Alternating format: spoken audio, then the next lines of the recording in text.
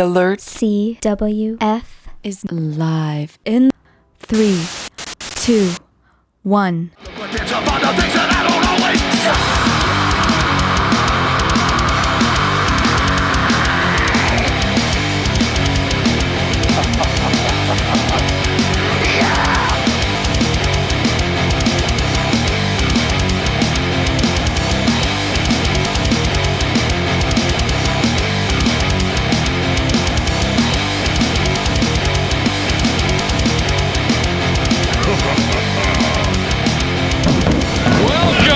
To the 2014 PWI Night of Champions.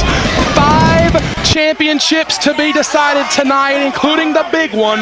The PWI Championship will be defended later tonight by the Hurricane Shane Helms. Brad Stutz and Cecil Pizza in Scott are in the booth.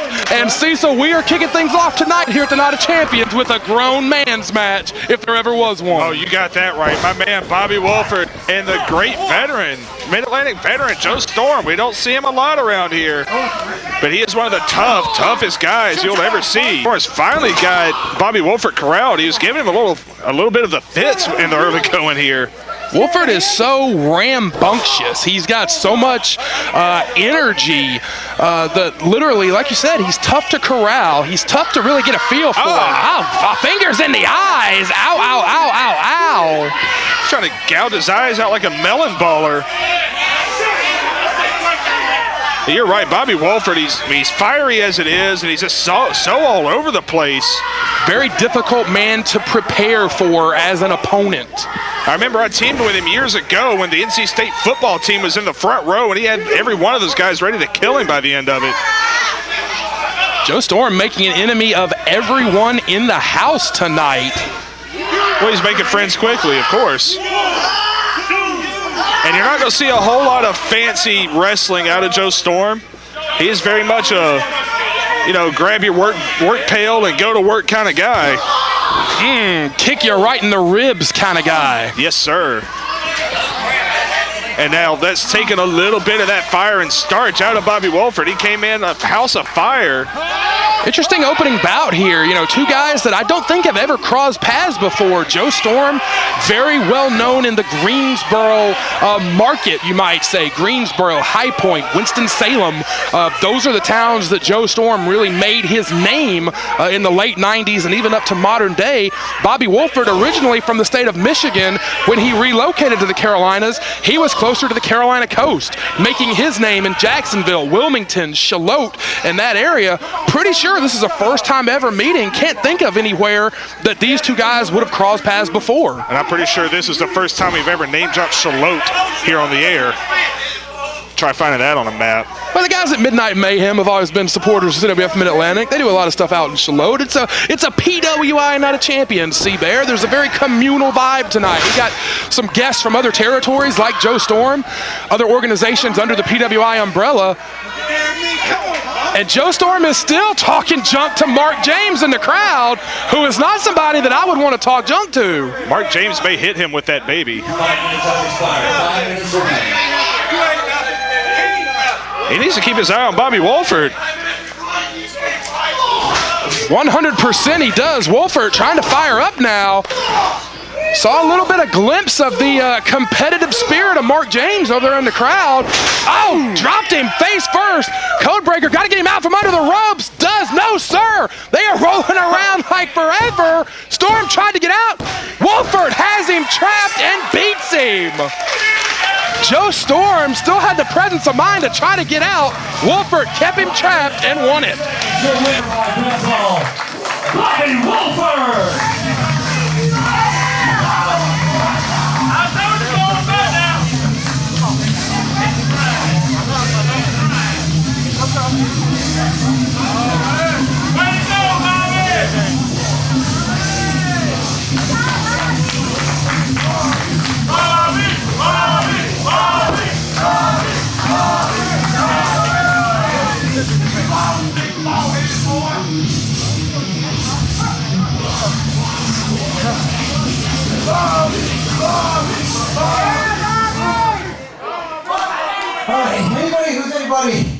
goes onto the CWF Twitter page, CWF247.com. I'm pretty sure I got that right. I'm kind of blind, so I don't know how to type. I said I would make a huge statement tonight. And that huge statement had nothing to do with what was in this ring. Majority of you all know, if not all of you know, that I am an active duty Marine, correct?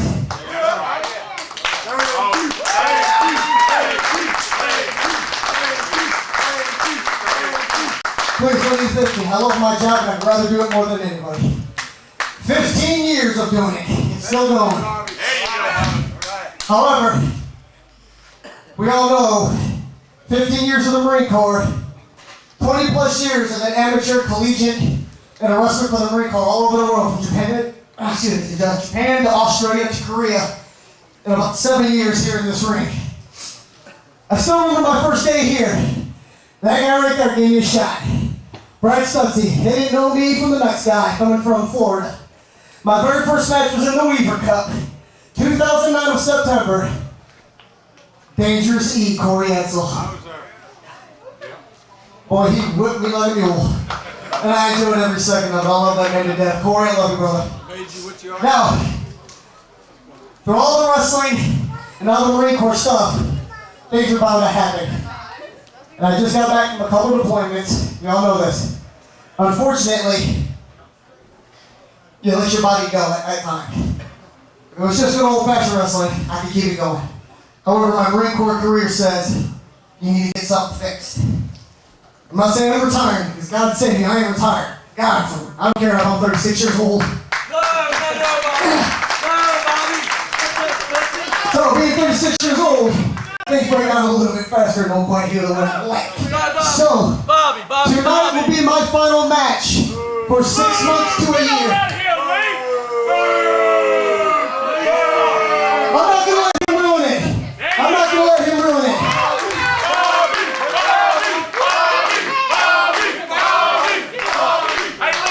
Before he even opens his mouth, I'm going to go ahead and tell you, I have to have extensive ankle surgery. They have to drill, and they've got a scope. I'm going to be out 6 months at least to a year. So, this thing's heavily taped.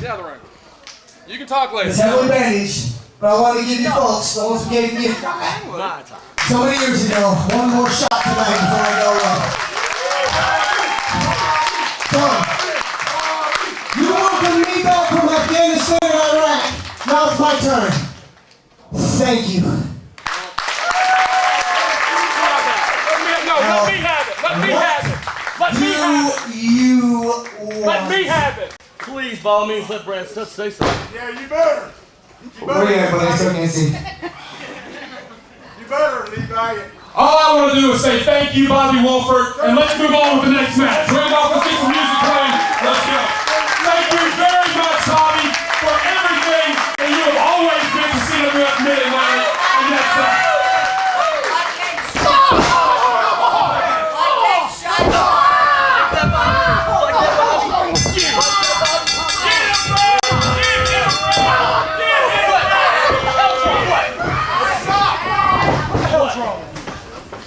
You brought it on, Brad. You brought it all on. Thank you, Mr. War Hero. Get him back. Get off. Whoop his tail. Let's get him. Hey, Lee, get off of him. Get him out. Get him out. Get him out. Get him out. Kids waiting on him.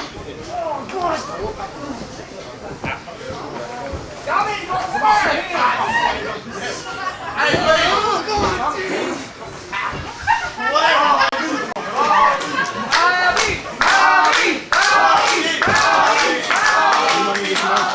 Expect it was Kazi too. Come on, just go to the back. Just go to the back. You never do that in Kazi.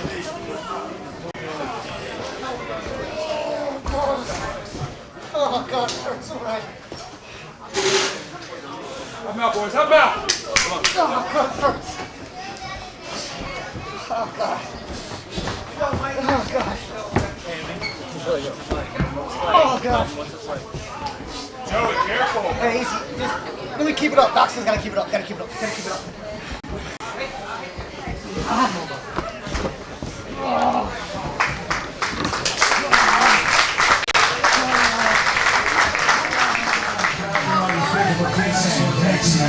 call. Let's wait a time when the police welcome team number 1, the tag team of the assassin, Kandrack, Jefe, Manny, Garcia, Zane, Jason Miller,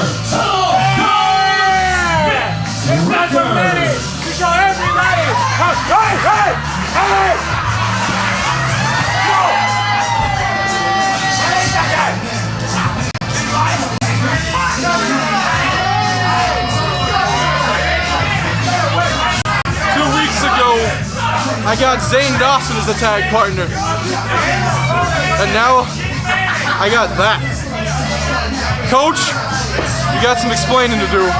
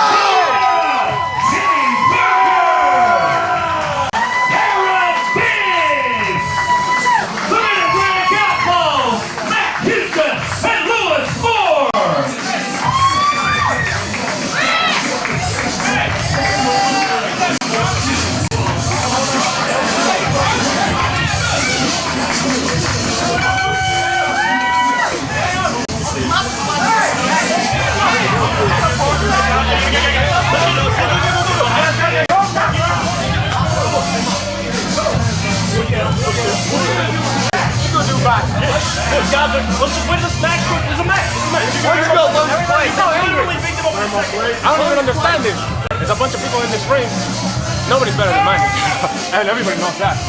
Where are you showering? Manny, baby, come on. Hey, baby. Don't worry, baby. I smell good. That's me, man. How are you? Manny. Come on, Manny. That's my shirt.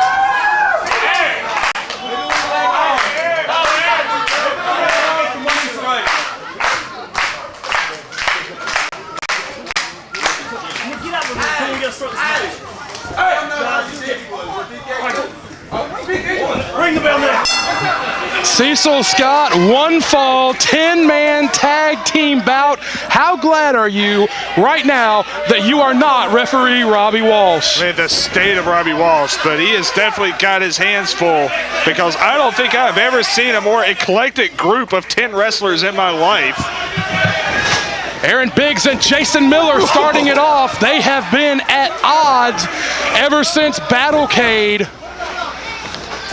Yeah, Miller and Richards have been getting in the business of Aaron Biggs and Chris Show Smoove Lee. Oh, that would not have been good if it had worked. And Miller went to tag Kandrack, and Kandrack absolutely left Miller hanging on the tag.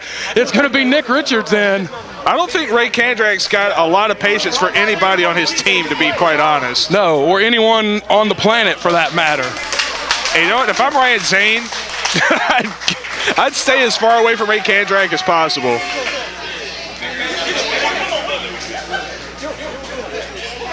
And nobody wants a piece of Aaron Biggs. I wouldn't either. 400+ pounds, the rampaging rookie.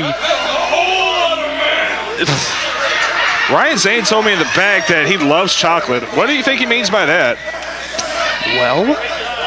Well, Easter's coming up. It could be yeah. Could be Easter, you know, Easter candy. I love Easter candy. Got them Cadbury eggs. Maybe. Yeah, if you had one of those Twix eggs yet. This is no. They're amazing. This is a very interesting stylistic matchup as well. Yeah, that's one way of putting it. Ryan Zane with that Pat Patterson go behind. Yeah, I brought that one back.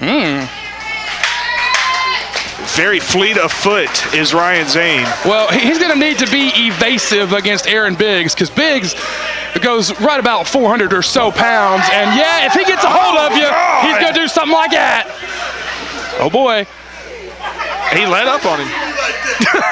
I think he has really thrown Biggs off his game. But they don't do that in the hood where Aaron Biggs is from. Tagging to Matt Houston and Manny Garcia. Ryan holding the ropes open for his partner, Manny Garcia. He told me Manny Garcia was going to be his partner for life.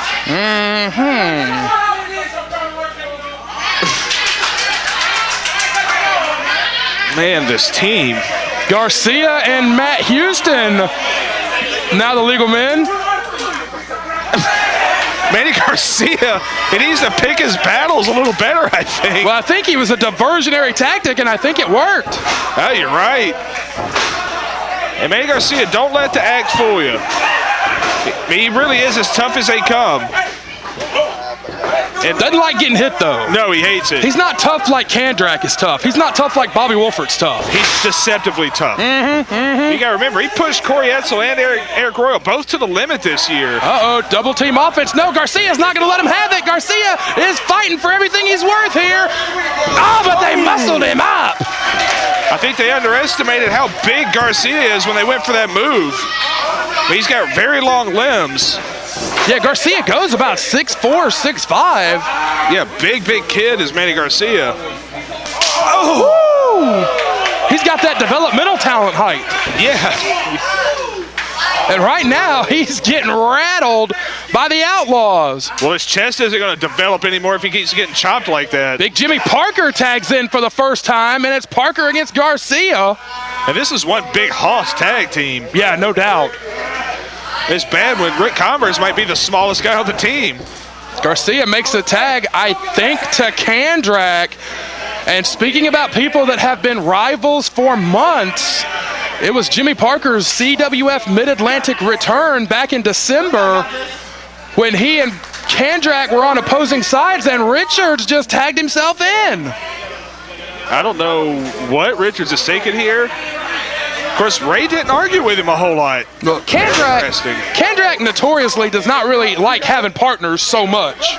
Like, he's a part of the All-Stars, but you'll notice a lot of times he's not fully involved in a lot of the All-Star six-mans and things of that nature. Kandrack really likes to work on his own unless the situation absolutely calls for it.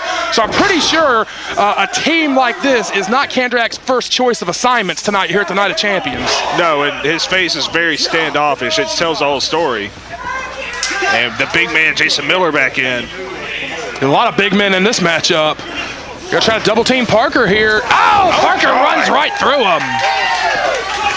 Hard to stop that big hoss, Cecil Scott. Yeah, Jimmy Parker's a big, stout guy. And he's got a hold of Miller, and Miller right now is in the wrong part of town with the six-time Mid-Atlantic champ tagging in. I swear, Parker gets bigger every time I see him. And Rick Converse, the fine wine of CWF Mid-Atlantic. He's like a Merlot. Don't let Ryan Zane hear you say that. He'll take it too far. Ooh. You know, these two, no strangers to each other at all. When Miller was a rising Generation League talent, he and Converse went back and forth for months in a very heated rivalry. Converse finally takes Miller down off his feet. Yeah, these two battled for quite a while. It was really how Jason Miller made his name against Rick Converse. Nice reversal there. Oh, but there's the veteran savvy of Rick Converse. And I think we're going to see a lot of covers in a match like this. Yeah, one fall with a 20-minute time limit, so you got to think in a 20-minute time limit, guys have got to have their game plan together. Guys have got to work together as a team, string something together, and make it happen. Ooh, the meaty thud in the chest. Matt Houston is in. Woo! And they are going to light up Jason Miller. This is exactly what I meant by the wrong part of town. A nice European uppercut, change it up a little bit. Lewis Moore's not going to do an uppercut. Miller furious in the apron, but he's got four people surrounding him here. Outlaws, one of the most proficient teams in the Mid-Atlantic. Double shoulder tackle, yes sir. Ooh, nearly took Miller out of his boots. Outlaws work so well together, C-Bear. We have said for some time now how they're just a little bit away from stringing together that run that we've always knew they had in them to one day be Mid-Atlantic Tag Team Champions. For whatever reason, injuries, what have you, they've just never quite made it there. But this is a team that for years now has been right on the cusp of championship glory in CWF Mid-Atlantic. Yeah, it's always just one thing or another, just a little bad luck here and there. Just whatever it takes just to kind of stop their momentum every time. It was not long ago they took Mecha and McAllister to the limit. It just didn't quite happen. Mecha's so big and so strong. When 440 pounds lays on you, that's pretty much the end of the bout. Yeah, I don't care who you are. But the story here, Matt Houston just got his shoulder rammed twice in the post. Houston is hurting, and Richards is going to take advantage here. Now, if Richards is smart, which is a 50-50 gamble anytime, but if Richards is smart, he's going to get Houston over to the Ray Kandrack team corner, just like they had Jason Miller previously. In center ring, in that far corner where he's at, towards the center corner, Houston's got a much better chance of making his partners for the tag, and right here we do see finally the team working together. Yeah, I mean, like you were saying, especially with that many guys in the corner that could reach out and tag, but they need to stay on that shoulder. Pretty sure this is the first time that Richards and Kandrack have ever been on the same team. Yeah. They had quite a war back years ago. Yeah, they're not exactly friends. They both made each other's name off of each other, more or less. I still remember Kandrack gashing Nick Richards' head from ear to ear. They sent each other to the hospital in the course of that feud. I always remember the Tuxedo Street fight. Ray Kandrack had to get splinters underneath, stitches underneath his skin. And they have really got this going in their direction here. Zane goes for the cover. Matt Houston's a man. I don't think you want to be doing that kind of stuff to Matt Houston. No, you might come back with missing some parts, if you know what I mean. Hits the canvas hard. Oh, my goodness gracious. The Kandrack-led team finally working together here. He told me he was going to do this. He calls this the embracing arms of Obamacare. The what? And that is Lewis Moore's response. Lewis Moore, not a fan of Obamacare. But Ryan Zane, ever the progressive.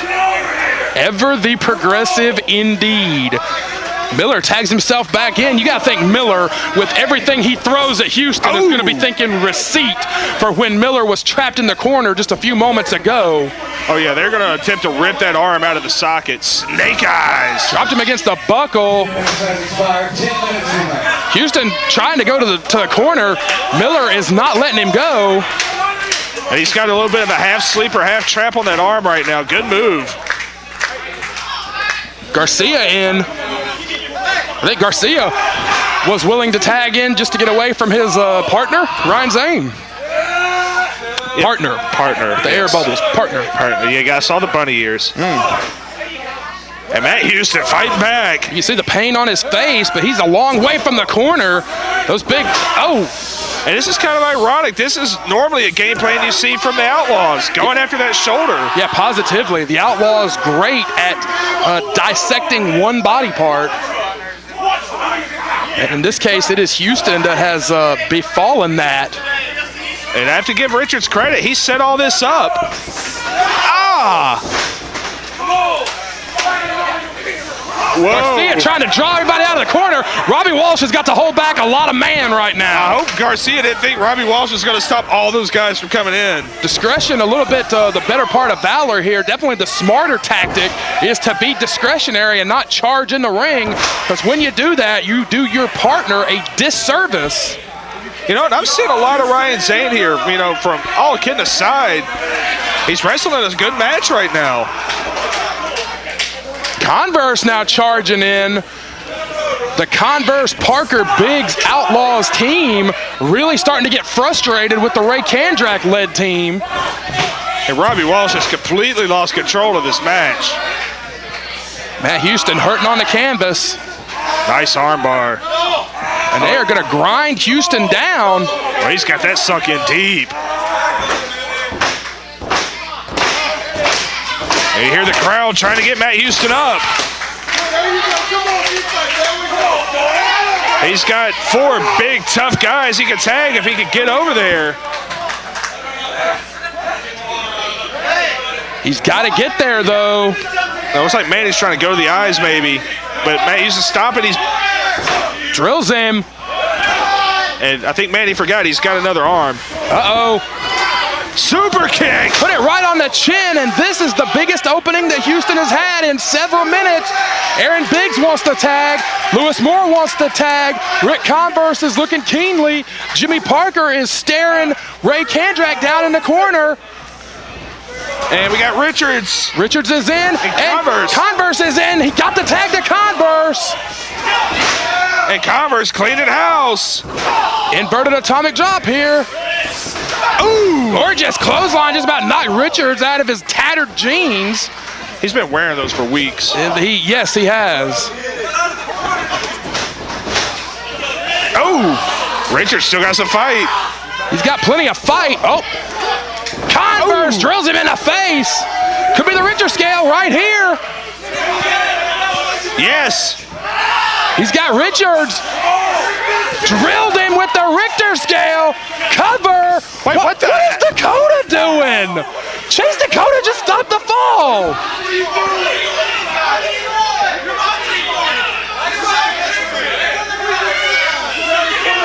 Dakota saying that Converse is his partner, not the rest of these guys. Dakota just cost his team a win. What? Why did Chase Dakota wait till now to bring this up? What in the world? Well, this thing is breaking down now. We've got bodies flying everywhere. It's a scrum in the middle of the ring. Ooh, clothesline on Kandrack. Bodies are everywhere. Including over. Get that. And there's just a fight all over the building right now.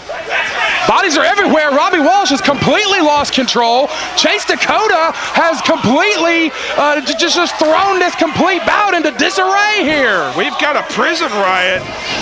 Oh, God. Ryan Zane. Spear. Oh, my God. Spear from Parker. And that's going to do it. Parker's team has won it, but and Dakota has got a lot of angry people to answer to on the floor. Yeah, this is Dakota's fault. 14 minutes, 24 seconds. Your winners by pinfall, the team of the new era, Jimmy Parker, the first Rick Converse, Aaron Biggs, and the Mid-Atlantic Outlaws. Well, Chase Dakota may have finally crossed a line here with Converse. Yep. Converse continues to lecture Dakota, but Kandrack and Parker staring each other down in the ring. Parker gets the Duke here, and Kandrack is not happy whatsoever. Well, less happy than usual. Much different result, me and you. Much different result. Where you going? Where you going, Jason? Where you going? Where you going? I'm right here. Working. You coming back?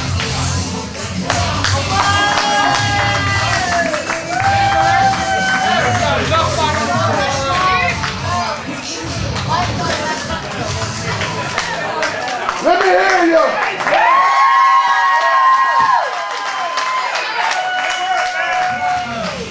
Representing Smith and Weston, please welcome Smith Garrett. The best thing you'll see all night, sucker.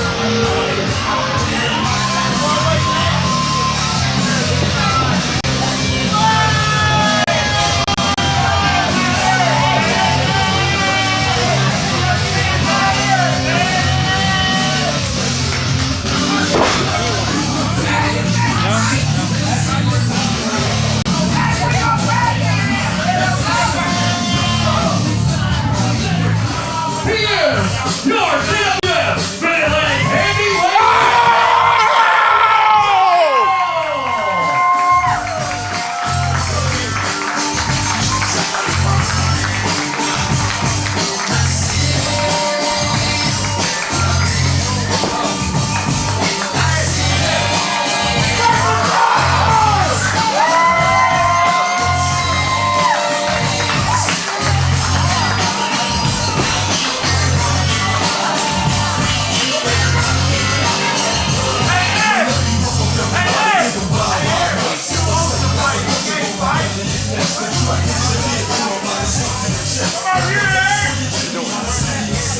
He's waiting on me. He's waiting on me. I thought this was the PWI Night of Champions. You don't even have a title defense? Are you serious?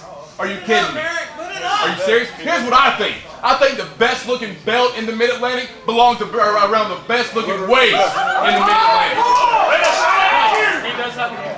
I don't have to wait my turn. I get the fact that Marcellus King has the next official title shot. I was better than everybody back there. I deserve a shot tonight.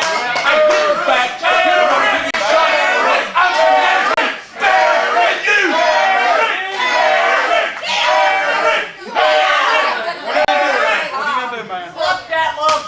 Oh my God!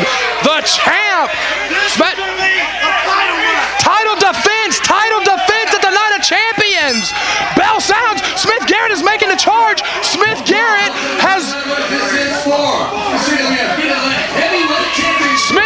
has just talked himself into a title shot against the Mid-Atlantic Heavyweight Champion.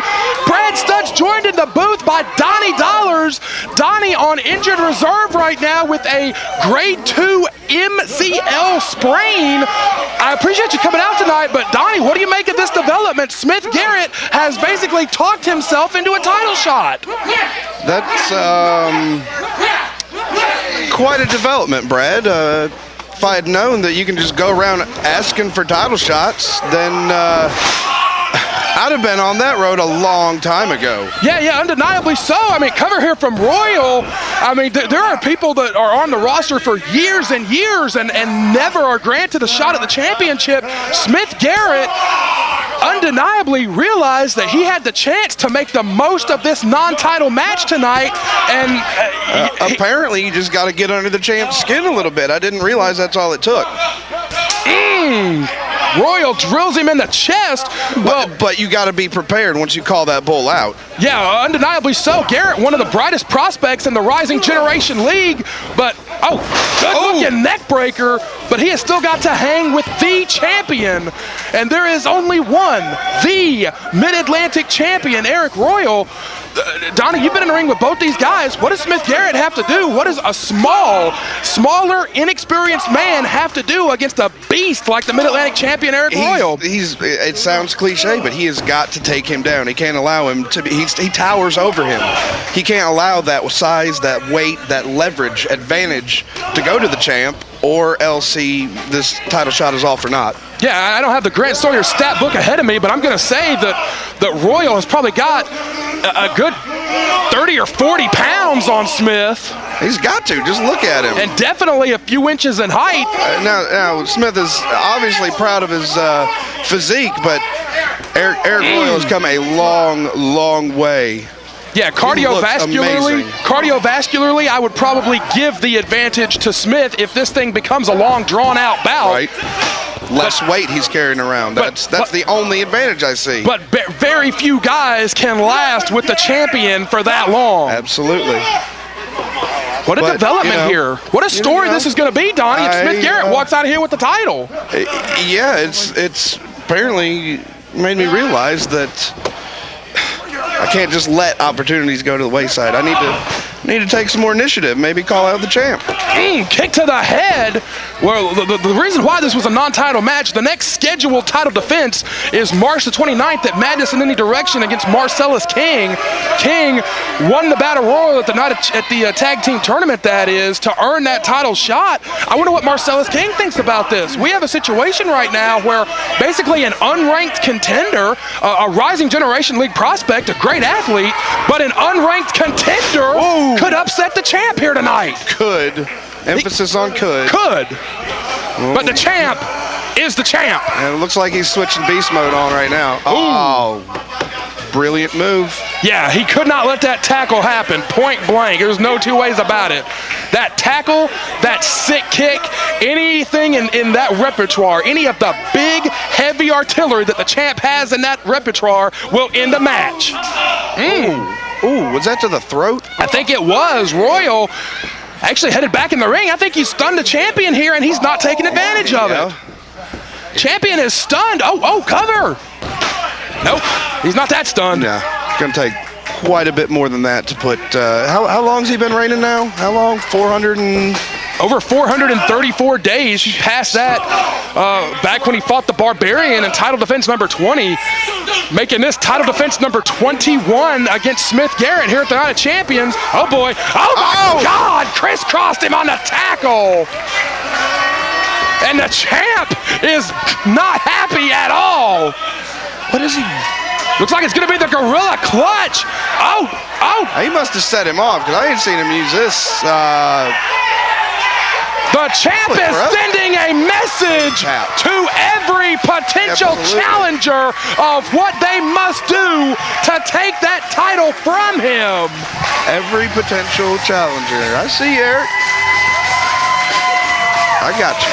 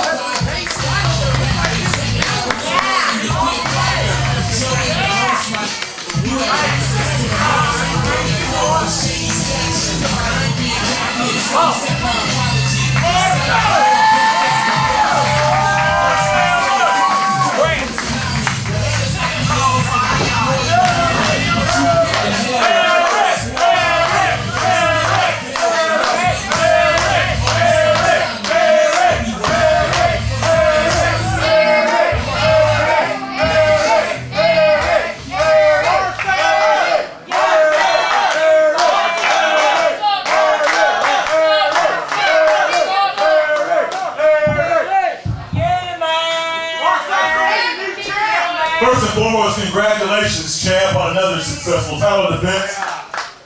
That's right, come on, let's give it up for Aric. As you can see, you have been Night of Champions for well over a year, he deserves it. What do you think about that championship, Aric? About 9 years ago, a fresh-faced kid named Marcellus King walked into this company and he wanted to make a name for himself. He wanted to make an impact. So what he did was he targeted the top dog at the time, the first Rick Converse. And what I did that night, I stole championship from Rick Converse. You won't steal it this time. You won't steal it this time, baby. I stole the belt from Rick Converse because, like I said, I wanted to make a name for myself. I wanted to do it. There's a new sheriff in town. That was the closest.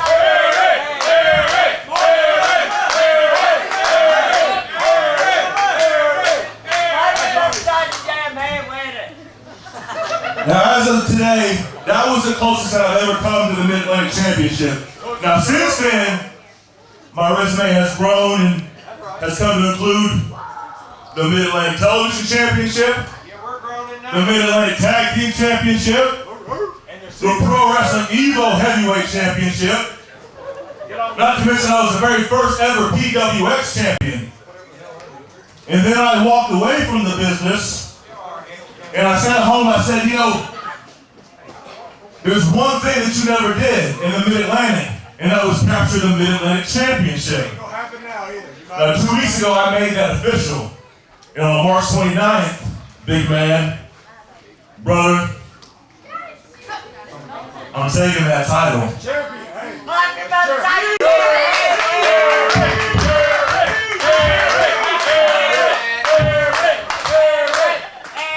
Marcellus King, little known fact, my first singles match in CWF was against you.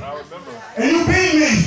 That was a different Aric world. And look, you may talk about 9 years ago, and you may talk about all the glory days, the Joey Sylvias who are never coming back, but you can sit there and shut your mouth. And you know what? Marcellus King on March 29th, I'm going to show you why I've been the champion for 441 freaking days. You know what? Because I dominate. Corey Evans has the same crap you try now. And you know where he's at? He's sitting at home. So you know what, March 29th? I'll do you the favor. You walk through that curtain, and I'll send your ass right back with the Corey Evans. I'll see you in 2 weeks, homie. This is my house. My house. Not Joey Sylvia, not Rick Converse,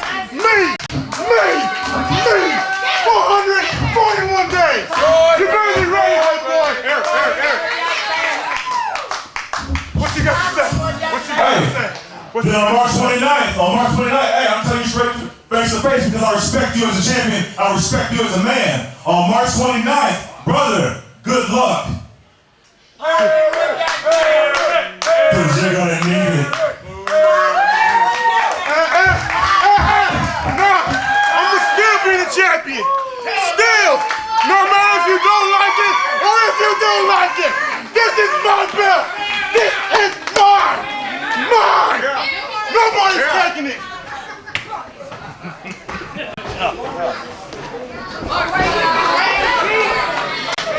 Please welcome your television champion, Dakota!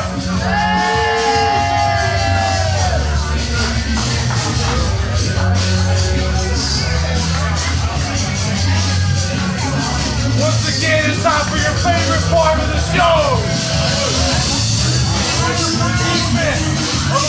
Shut the hell up, Jake. Come on, there you go.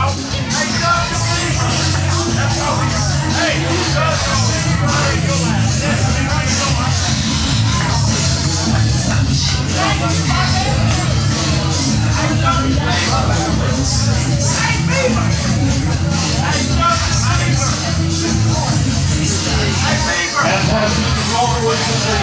Television champion Dakota will draw his challenger tonight from the lockbox he has in his hands. With this being the PWI Night of Champions, everyone in the box is a PWI champion. the story of a man in his box. Pick someone that'll take that belt. You know it's staying here like everybody else knows it. You can run, but you can't hide.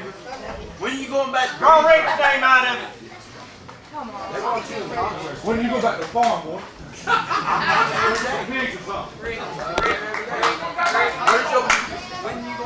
am I wrestling? Who am I wrestling? I didn't see it. Let's go. What's up? Hey, Justin, you think Rick's somewhere in your friend, but you won't. No, you didn't get it. Hey, Beaver, take that shirt off because Rick ain't got nothing to do. Okay. Well, inside that box was the name of every PWI champion from every organization, and we do not have this guy's music because this guy doesn't work here. But the name that has been drawn to challenge Dakota for the television title right now is one half of the ECPW Tag Team Champions, Mark James.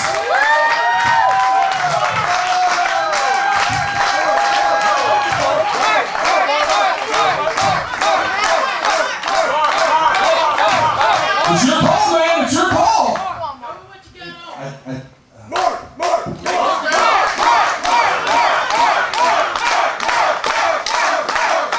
I don't know what you're trying to pull, man. I'm here with my family. I'm kind of hanging out and sick all week. I'm not dressed to wrestle at all, and I'm not Cecil. I don't wear my stuff under my clothes. So it's not gonna happen, man. Pull another name out. Do what you gotta do. I'm here with my family. I'm a fan tonight. I'm sorry, guys. Thank you. You told me in that ring that you would leave CWF Mid-Atlantic if you did not win a championship before the end of 2013. Yeah, go good. It is 2014. I realize that, but we've got a chance to right that wrong right now.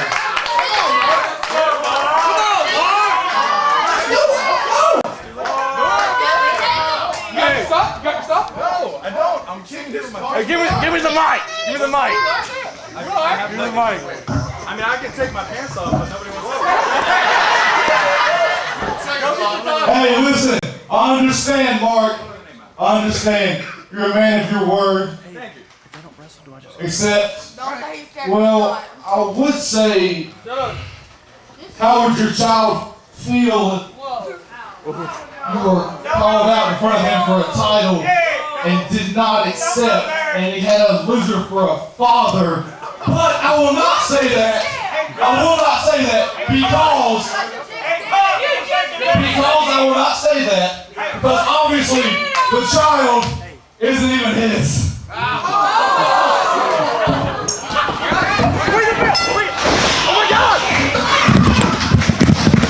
Title's on the line! Title's on the line right now! Realizes what he did. Title's on the line right now! Title's on the line right now. Title's on the line right now. Hold on.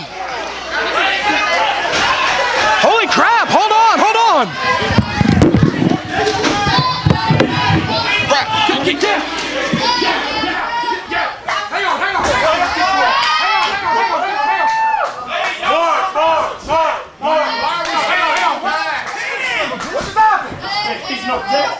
He's cold. Way to go, Mark! James is going down. My knowledge, he was knocked out, and Mark James won the match. When you came in, I rang the bell. In 8 seconds, your new CWF Mid-Atlantic Television Champion, Mark James!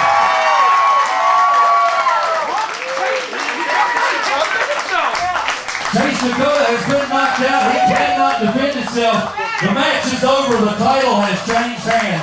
Right here in 8 seconds.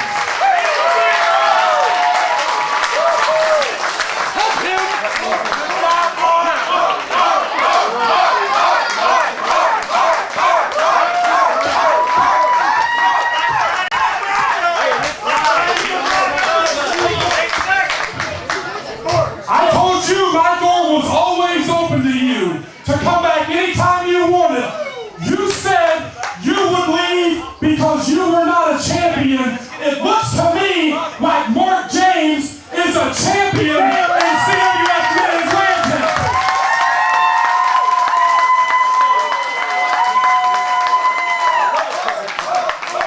You got me and 200 people in this room that want to see you come back and defend that belt, that want to see you be the asset to this organization that you've always been. So I'm going to ask you one more time, if you would like to be a part of CWF Mid-Atlantic again.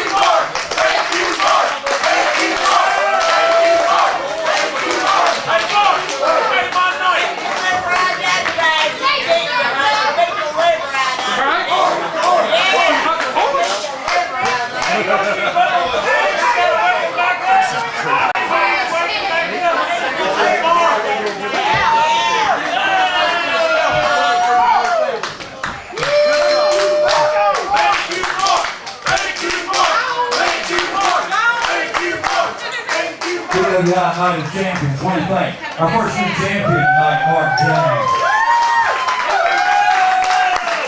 When you come in with Johnny Cash shirt on, you was golden tonight.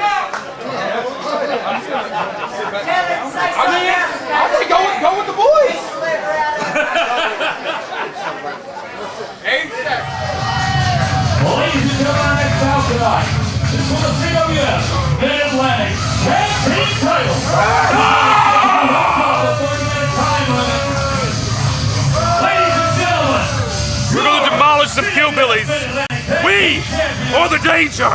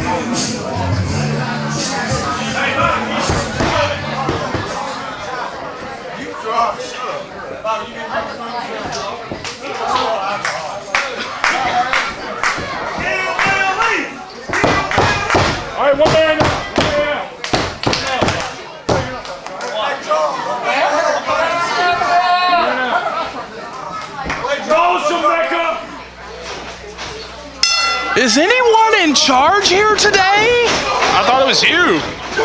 Well, apparently Mark James is the new Mid-Atlantic Television Champion. We'll have to get more on that later because the Mid-Atlantic Tag Team titles are being defended right now. Raging the Machine, Mecha Mercenary, Michael McAllister taking on the only team in CWF history that's ever beaten them, the Killbillies. And the Killbillies beat them in about 90 seconds or so in the course of the PWI Tag Team Tournament. The only team that's ever beaten Mecha and McAllister. Cecil Scott, did they crack a code or did they just get lucky? I hate to say it, but I think it might have been a fluke. But I noticed the strategy for McAllister and Mecha has changed for this match as a result of that. Mecha Mercenary starting the match, which is very uncustomary for this team. Right, absolutely correct. You know, the strategy of this team has always been that Mecha's the cleanup hitter. Mecha solves the problems if they come up. It is very uncharacteristic to see Mecha start. Right, and they know that people have figured out what they need to do with this team. And if I'm the Killbillies, I would keep Aric Andrews' involvement as limited as possible. Right, Aric Andrews suffered a pretty bad ankle injury. He's got it pretty heavily gimmicked up over there. Yeah, he's got a basically almost like a walking cast underneath his boot, and you just saw Evan Banks reached out to tag Andrews and did not do it. He thought better of it. Yeah, he second-guessed it. At the arm drag. Now this is tag team title match, if I'm not mistaken. Absolutely, belts are on the line. One of 5 championships that were originally scheduled to go on the line tonight. It turned out that we had 6 championship matches with Smith Garrett basically talking himself into a Mid-Atlantic title match against Eric Royal.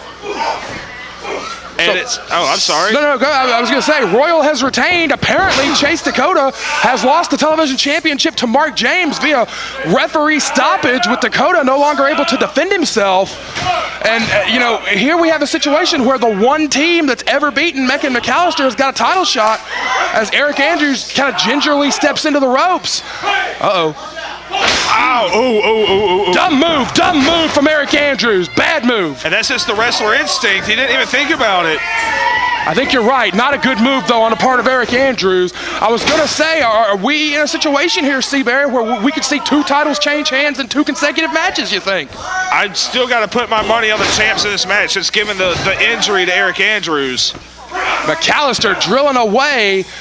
And McAllister's a much smarter guy than people give him credit for. I must admit, I do not know the extent of the injury to Aric Andrews' ankle. I know for a fact that he declined participation a week ago in Thomasville, North Carolina at the Chair City Clash. Right, just as a precaution, he knew that this title match was coming up. I've never known Aric Andrews to turn down a booking ever. I gotta think that was to try and rest that ankle, which the wrestling boot has now been taken off. We saw this happen at the Night of Champions. The wrestling boot has been taken off, and you see that protective, it's a brace, but it's not a true cast. Right, I wore something very similar to that when I fractured my ankle. It provides very little support, honestly. Andrews slipped out of the slam, but the foot could not support him, and Mecha is trying to get the brace. A brace like that really relies on another apparatus around it to really provide support, which he does not have. And he's just stepping on him while McAllister tries to unstrap that thing, and it's off. And Evan Banks, I noticed, real apprehensive to get in there and intervene because, as we saw time and again in the tag tournament, it ended up causing him a lot of harm when he would get in the ring. Absolutely, that tag team tournament finals that went nearly 20 minutes with the aftermath, a lot of that time was Aric Andrews just getting beat on because of Evan Banks. He's just so eager to try to help his friend. He caused a diversion from the referee, diverted the referee's attention, and left his partner vulnerable. Time after time we saw that the case. What do you think the odds are of seeing our second referee stoppage in a row if Mecha and McAllister continue to isolate that bad ankle? With Charles Richardson as a referee, it would not surprise me. He is a little bit more quick to stop a match than someone like a Red Jones would be. Yeah, historically we've seen Richardson is the referee who is most apt to call for a DQ. He is most apt to stop the bout if someone cannot continue. We've seen that time and time again from Charles Richardson over the years, an official with CWF ever since back 2001 or 2002. So he's the longest tenured official we have here. Evan Banks is a lot more hesitant to dart into the ring than he was. But did they get the tag? Did Charles see it? I'm not sure if Charles saw the tag or not, but Evan Banks is in the ring. Well, he's not going to try to stop him, it looks like. Pump kick, knee strike. And riding up the train. Ooh. That's one way to try to immobilize that big 400-pound man. Oh! McAllister just darts him in the face. Oh, man, he saved his own life there. Spear! Got the spear on McAllister. Referee has lost complete control. Oh, God, just rode him to the canvas on that cross body. But Andrews with the knee strike breaks up the pin. Both teams are fighting for the championship here. Cover only got 2. Andrews just about won the belts right there with the knee trembler. Mecha at the absolute last possible second. Everyone is down here.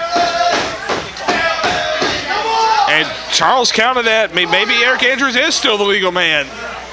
Andrews trying something here against the big man. It's not working out. 440 pounds is really hard to maneuver. And you see right there, that hurt ankle didn't let him do that Irish whip. Oh, sends him through the ropes. Banks now gonna try something. Nope. Oh, winds him out. Black hole slam. Could be. Yes, sir. That will be it. Cover. 1, 2, and no, sir. No, sir. No. Evan Banks is still alive in this thing. And Mecha's not happy. Not a whole lot of people are going to kick out of that black hole slam. McAllister has just slid a chair into the ring. They might be risking a DQ here. Again, with Charles Richardson in there, they're absolutely risking a DQ. Oh, they're going after that. They're trying to break Evan Banks' ankle. This is the same thing that happened to Aric Andrews some time ago. Andrews tripped him. He tripped Mecha. This is the same thing that happened in the tag team tournament. He's got the chair. Andrews just blasts McAllister with the chair. He's got Mecha with it. Oh, God, cracked him with it. That's got to be a DQ. And again with the ankle. He got Mecha in the ankle. He's drilling the ankle with the chair. Wait a minute. Oh, God. Aric Andrews lost his mind here. What's the call? It's got to be a DQ.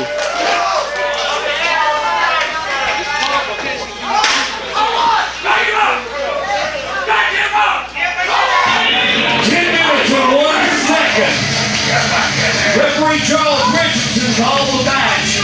Disqualification for the use of the chair. Unbelievable.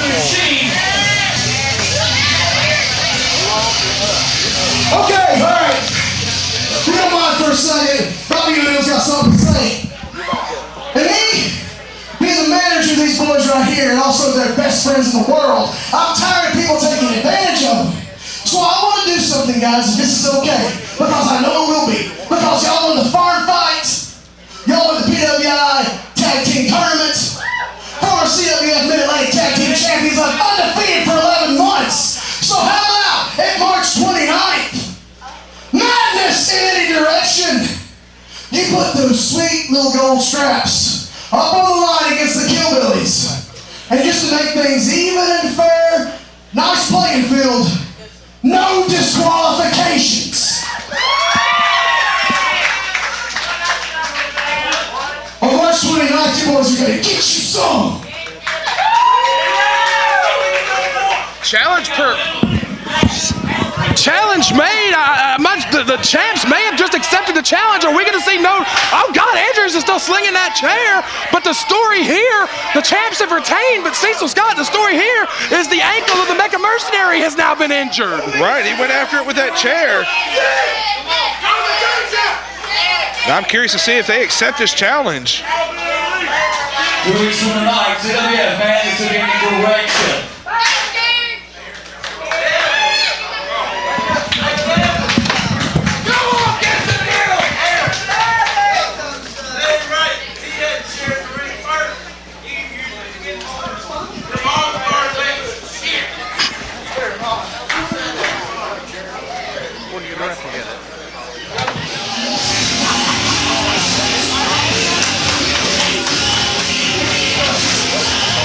Ladies and gentlemen,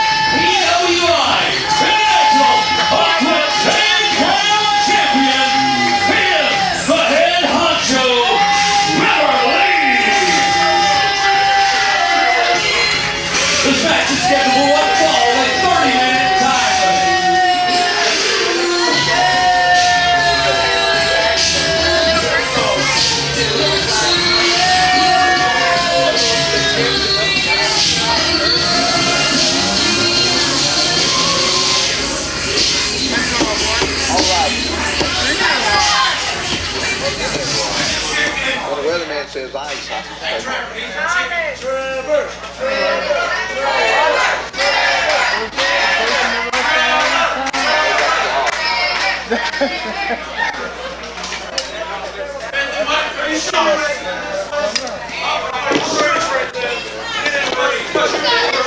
I'm a top guy.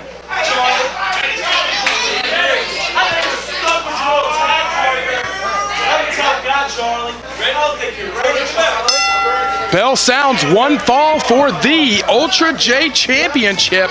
Trevor Lee to take on Charlie Weston, one half of Smith & Weston. Cecil Scott and Brad Stutz in the booth. Cecil, this is undeniably got to be the highest profile match of Charlie Weston's young career, undeniably his biggest bout in CWF Mid-Atlantic to date. Right, absolutely. I mean, it's a case where both members of the tag team of Smith & Weston in really high-profile matches tonight, and it's the opportunity for a star-making performance for Charlie Weston. And, of course, it's born out of that excellent tag team match 2 weeks ago. Probably match of the tournament as far as I'm concerned. Smith & Weston against Trevor and Chet.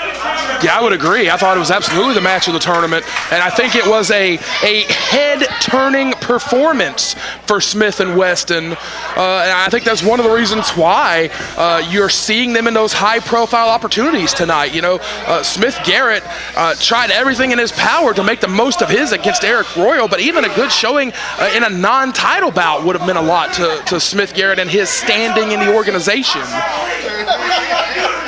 But Charlie Weston here at the Night of Champions has got a championship bout against the head honcho. Right, this is a really big opportunity, and Trevor Lee kind of hit the nail on the head before the bell rang. He said, Charlie, I'm a top guy. What are you going to do? And Charlie Weston, I feel like he's been kind of on the verge for a while now. He just needs that one star-making match. Trevor Lee trying to grind him down. And we got a unique scenario here where neither one of these guys are really popular, if we're going to just be upfront about it. No, not at all. There's always been that pocket of cover. Only got two. There's always been that pocket of fans that appreciates what Trevor Lee can do, that appreciates the amazing athleticism that he brings to the table.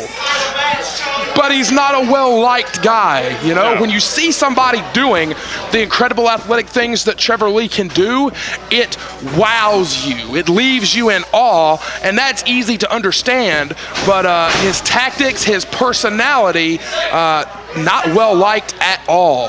It's like he goes out of his way to make sure you don't like him. Mm-hmm. You know, he goes both ways.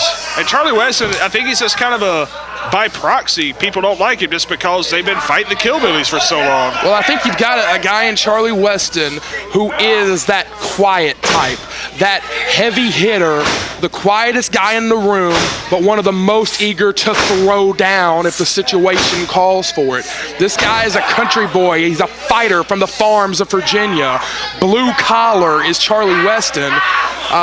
Wrestling, there may not be anyone pound for pound in the country that can out-wrestle Trevor Lee, but in a fight, boy, Charlie Weston can throw down, and he's definitely got a fighter's chance in this thing. Oh, yeah, I mean, I think he's got more than a 50-50 chance. I mean, he's a great wrestler.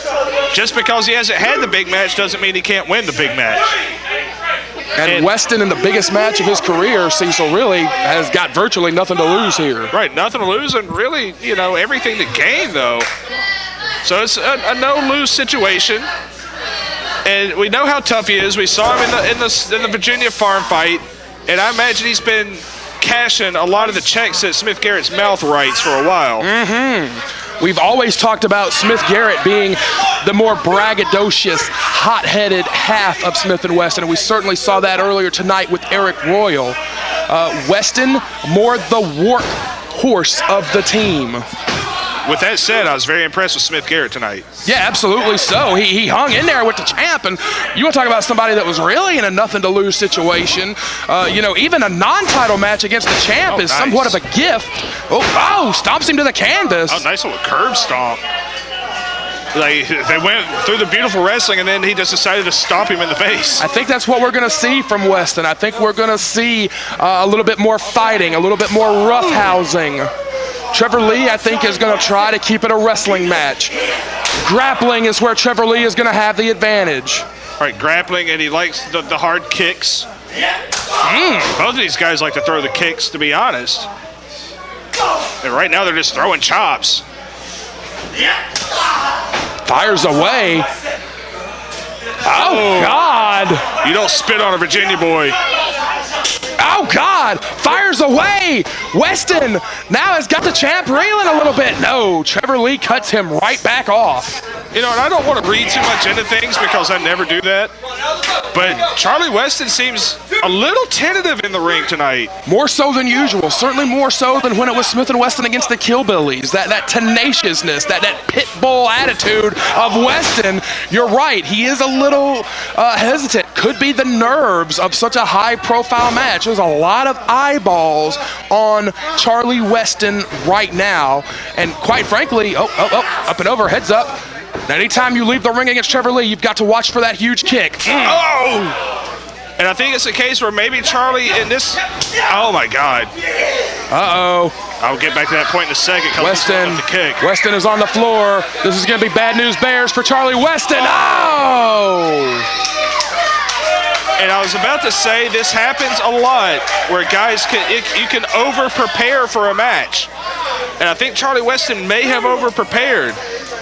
Another thing that I think, it doesn't get brought up a lot when you're, talking to the fans, but it's something that a lot of the guys will talk about every now and then. And C-Bear, I think you would even agree that in your wrestling career, this was true of you. There are a lot of guys, for whatever reason, who just feel more comfortable in a tag team scenario. Absolutely. There's a lot of guys who it just brings it out in them. I've always said that about Roy Wilkins. He's the coach's #1 prospect, but he likes to have a partner. He likes to have the coach on the outside. There are some guys that just for whatever reason, if it's a confidence thing, if it's a comfort thing, whatever it is, they don't like to be out there all by themselves in a single scenario like that. They would rather have people on their side, and we could be seeing that from Charlie Weston. This is a rare instance where he does not have Smith Garrett out there with him. He's on his own here against pound for pound one of the best wrestlers in the Mid-Atlantic in Trevor Lee. You're right, and we've seen, his early matches with us were singles matches, and he didn't fare that great. Now, he's grown a lot since then. But you're absolutely right, and I could definitely relate to that comparison. Well, here comes that gut wrench.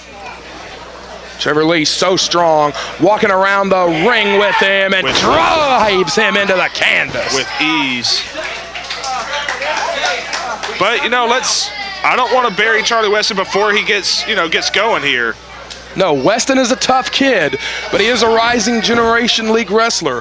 3 years or less of professional experience. He is still a prospect, and it would be undeniably, even though you say you feel like he's got a better than 50% chance here, it would be an upset in a lot of people's eyes for Weston to defeat Trevor Lee right here for the Ultra J Championship. Right, it would be an upset, but I feel like I give him a better chance than most. It's because I'm a Charlie Weston fan. I'm a big Charlie Weston supporter. Uh-oh. He better turn around. Trevor's got the crowd riled up. Heads up here. Oh, God! Weston is unloading those kicks. No, Trevor Lee fires back. Man, got a little bit of a standoff in the ring here. Trevor Lee hits so hard. Whoa. Dunked a kick. And Weston is firing away. Is Charlie Weston finding his comfort zone here, C-Bear? Oh! My gosh. Well, he's not in his comfort zone right now. He may have found it and then been quickly ejected. I think his comfort zone's over here by us now. Cover from the champion. Only gets 2. And that was a nice flurry by Charlie Weston, but it kind of reminds me of those Floyd Mayweather fights where a guy will get in there with Floyd and have no idea what to do or where to go next, and he just gets kind of run around the ringer, so to speak. Could be the big match nerves.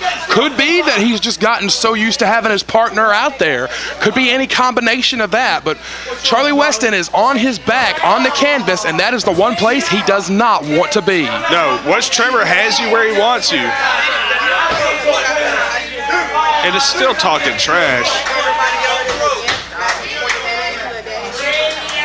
Trevor Lee always seems to find the one person who hates him most and just needles the crap out of him. Mm-hmm.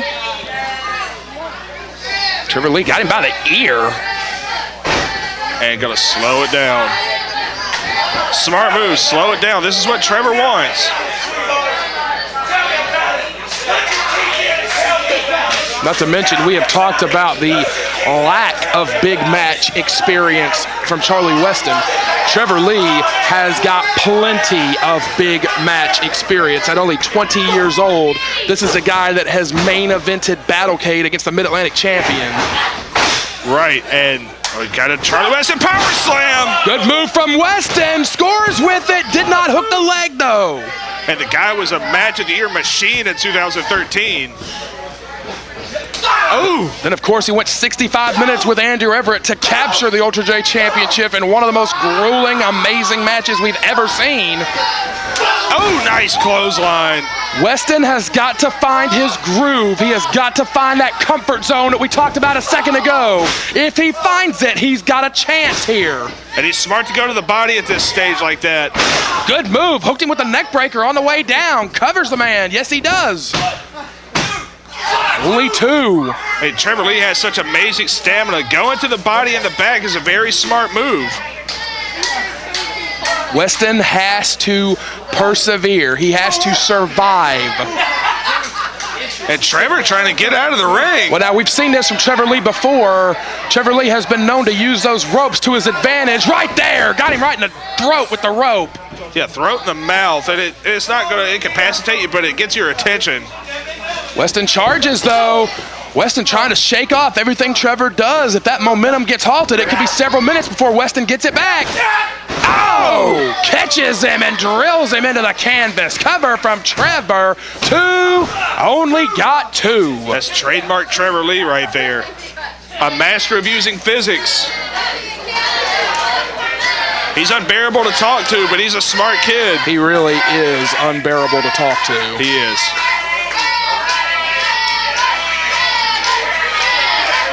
And Trevor's kind of paying a little too much attention to the fans, I think, which is nothing new.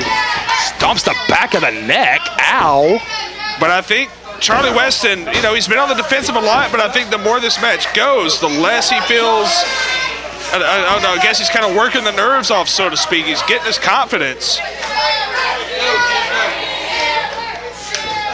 He has to be thinking, hey, I've survived this much. Maybe I do have a chance. Uh-oh. Oh, boy. Now he's going for that Everest-style German suplex.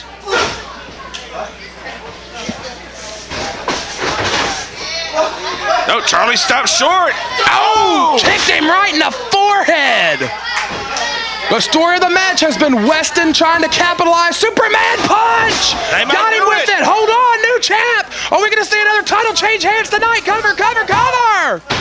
Oh, in the ropes. Pretty close right there. And I really feel like if he had covered him from the other side, he would have had him. He hooked the far leg like you're supposed to, but luck was not on his side. Weston got to make something happen here. That has been the story of the bout. Could be going for that Superman punch again. Could be readying the blow. He took that elbow pad off too. It might be a Superman elbow. Off the middle. No, sir. Did not get it. Trevor Lee avoided it. What?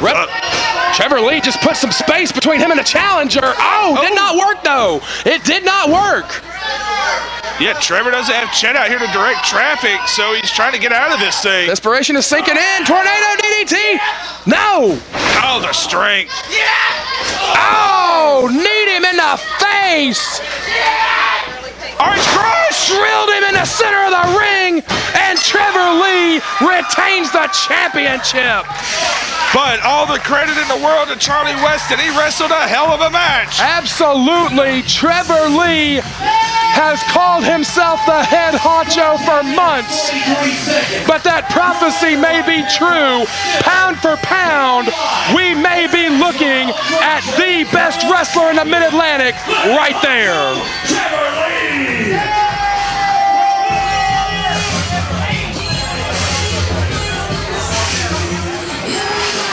We are back here 2 weeks from tonight on Saturday night. March the 29th for Madness in Any Direction 2014. Already confirmed for that card. Mecha Mercenary and Michael McAllister defend the Mid-Atlantic Tag Team Championship in a return match. No disqualification against the Killbillies. Also, as you heard earlier tonight, Marcellus King challenges Aric Royal for the Mid-Atlantic Heavyweight Championship. And of course, Saturday night, March the 29th, right here, it is the grudge match, years in the making.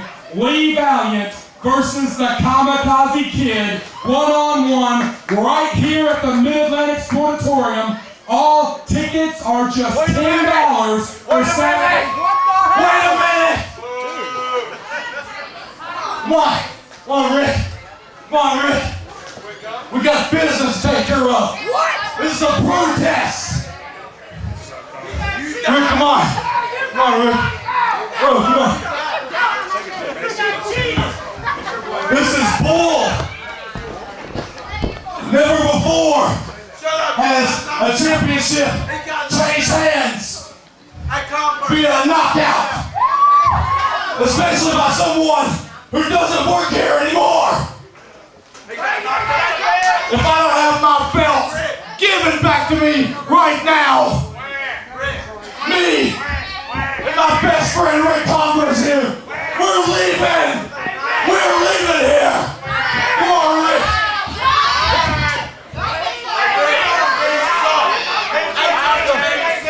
Wait, when did you start speaking for me? Hold on. Now listen, you might still be the Mid-Atlantic Television Champion if you weren't worried about talking about Mark James and his child, if it's his or not. Okay? You need to quit that stuff. You came to me wanting some advice, right? You wanted to be championship material. Well, you're not acting championship material right now. Okay? I'm a 6-time former Mid-Atlantic Heavyweight Champion, former World Champion. I can show you something if you get your head screwed off straight. But let me tell you, coming out here, that's the second time you come out here trying to tell me what I'm going to do. That will not be a third. You understand? Get your head on straight. You got knocked out, Justin Bieber. Rick, look at me. I understand, Rick. I'm sorry. I'm sorry. Understand.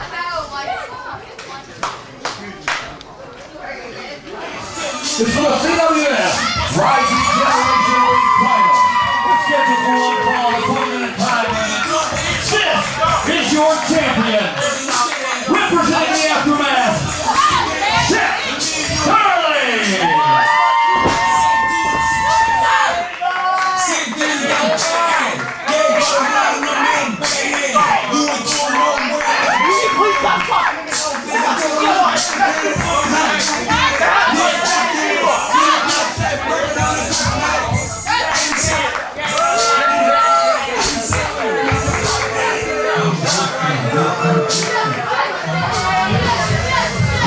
Come on!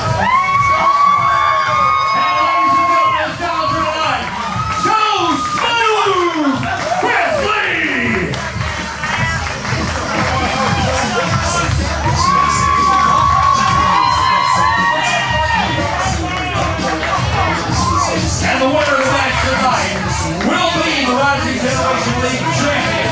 The loser tonight will be locked down of RTL title matches until the title tournament begins in November.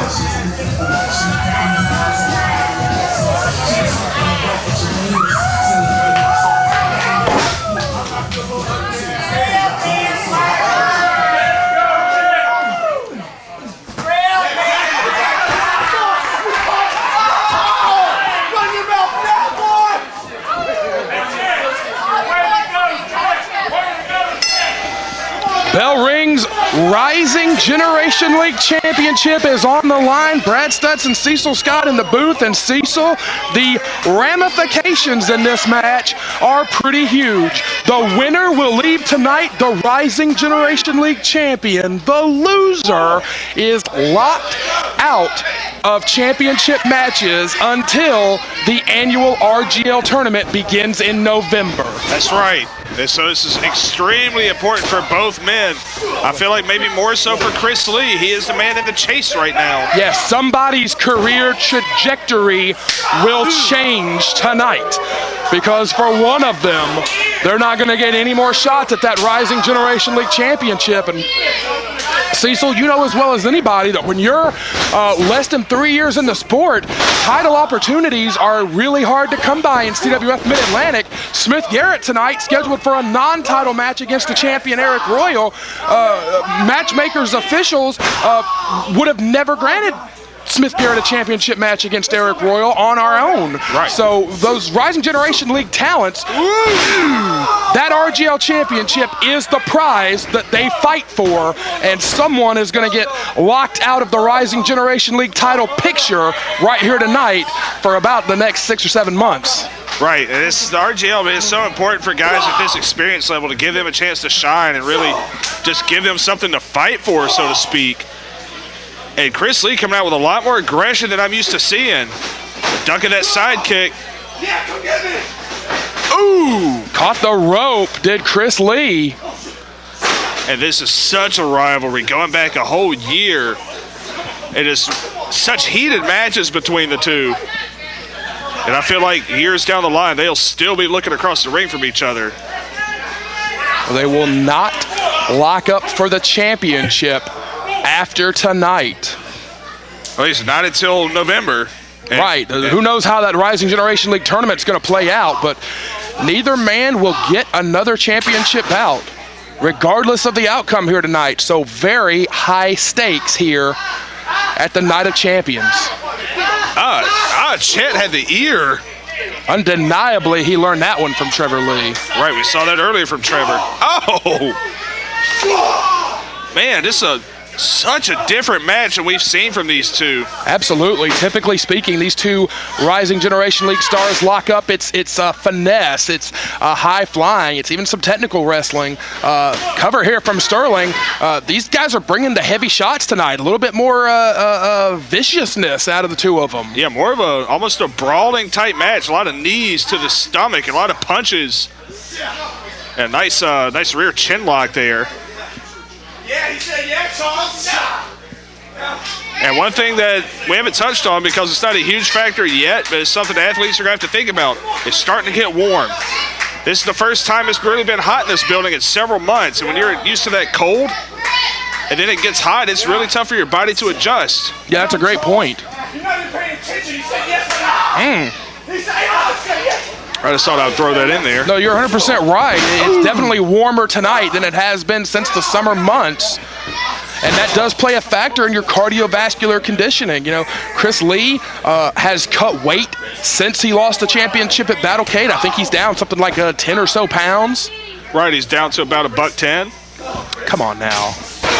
Well, if you look at all the success stories he talks about from these supplements he's selling. Now. I don't know what's in that stuff. Now. You gotta want it, Cecil Scott. I don't want drugs, though. Chet Sterling on top of the challenger here. Going to be very interesting to see how this one plays out. Two guys that know each other so well. Two guys that have gone to war so many times here. Oh, they both had the same idea. I got to believe that neither man is going to want to make a mistake here. I've got to believe that both guys are going to try to wrestle a little more conservatively. And I think that's why we're seeing the type of match we're seeing. Chris Lee hit the back of his head on the buckle and down to the canvas. But this type of match, the more brawling style match, leaves a lot less room for mistakes. Cover only got 2. And I feel like that might be why they're both going that route. Chris Lee might be hurt here. Yeah, he caught the back of his head on that buckle. Chet Sterling just grating on the head and the neck. And a lot of, not illegal, but very shady tactics from Chet in this match, more so than usual, I think. He's really kind of pushing his luck, so to speak. Look, he's got the jawbone, which, technically is illegal, but it can very easily become a choke. It hurts. It sucks. Yeah. But he can very easily slide that hand over, cover the mouth. Oh! Woo! Chris Lee is throwing some bombs here against Sterling. Rumble, young man, rumble. Oh my God. Good grief. That was the shot of the match. Chris Lee is on Dream Street. Cover from the champ. Could have been it right there. Man, Chris Lee, he might have lost a couple of teeth there. Chet Sterling mocking the crowd here. And he's done an excellent job of keeping the crowd out of this. Yeah, I think the crowd is really kind of startled that it's not the fast-paced type of style that we're used to seeing from these guys. It's turned into a slugfest of sorts. Roll up only got 2 there. He could have won it. Ooh. Another high-impact shot from Sterling. Cover, undeniably, Cecil, that has been the story of the bout thus far, is these high-impact strikes from Chet Sterling. Yeah, well, for both guys, really, but Chet has really stayed with this game plan. I mean, that boot almost caught Chris right in the throat. And he's staying on that neck, that back of the head and the neck area. You suck, fat boy. You suck, you fat piece of crap. Cecil, I think Chet's talking to you. Hey, you can't see me. Chet's my buddy. Fires away does Chris Lee. Oh, straight right hand. Well, these two are slugging it out here for the Rising Generation League Championship. I cannot get over what a different style of match this is than any other RGL Championship match that I can remember since back in the days when Mecha, Mercenary, and Jason Miller were in the Rising Generation League. Yeah, it's been a long time. You know, the past few years, cover again from Sterling, the past few years there's been a lot of faster-paced wrestlers that have kind of carried that championship. The big 400-pounder Aaron Biggs is in the Rising Generation League division, but he has never held that championship. The title matches have been Chris Lee against Charlie Weston, Chris Lee against Chet Sterling, Chris Lee against Smith Garrett, Chet Sterling against Jordan Flight out of Kinston, North Carolina. It's been a lot of faster junior heavyweight style opponents. These two definitely kicking it into another gear tonight, as this thing has really been a fight and a war. Another big hard-hitting shot from Sterling. Cover, 2. And Chet Sterling, I feel like he's wrestling an impeccable match tonight, honestly. You know, style difference aside, I mean, he's been on point from the word go. And you're absolutely right. What is Sterling doing? Sterling going for the champion. We've already seen one disqualification here tonight. Maybe he's getting frustrated that Chris won't stay down. He's not even trying to hide this from the ref. He said he should have ended it a long time ago. Chris Lee stopped him. Dropped him. Did not drop him on the belt. Match is still going on. Championship is thrown out, and Chet Sterling is trapped in center ring. Was Sterling trying to save the title right there with the DQ? Yeah, I think he's trying to get DQ'd because he knows Chris Lee doesn't get another shot. Like I said earlier, his tactics have been shady. And we might have a tap out. Sterling is trapped. Sterling is trapped. He's got to get out of that hold, or we're going to see a new champion, and Chet Sterling is going to be locked out of the title picture until November. Hey, Chris Lee still has that Koji clutch locked in. Sterling is trapped here. And he's in the ropes. Sterling gets a reprieve by that rope. Sterling gets a reprieve. Why is he? Because in case you forgot, they cannot shut me off. Unfortunately. So I think this is as good of a time as any to let Chris Lee know that this is it, brother. This is your last shot. You need to know that. Well, Nick Richards won a stipulation match back in the month of May against Donnie Dollars, where the stipulation that he wanted was that if he beat Donnie, CWF Mid-Atlantic could never censor him on the microphone again. Richards has taken the mic off the... huge punch from Sterling.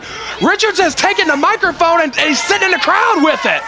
No, he ducked a blockbuster. Blockbuster got nothing. No matter how good you think you are, no matter all the expectations you have from wrestling, it's going to let you down. These people are going to let you down eventually. Well, we cannot censor Richards. That was the stipulation. If he beat Donnie Dollars back in May, we would never be able to censor him on a microphone. He's never just hijacked the microphone like this before, though. Well, he's not going to shut up either. Have you heard of Keir Justice? Have you heard that name recently? Fires him into the buckle. Richards is taunting Chris Lee. They've been rivals in recent weeks. And Chris Lee doing a good job of staying focused. Great kick. He's got to tune Richards out here. Can we get the microphone out of Richards' hand? I want to tune Richards out. 2. No, only got 2. Can somebody get the mic out of Richards' hands, please? How come we couldn't turn our lights off and act like we weren't here when he showed up?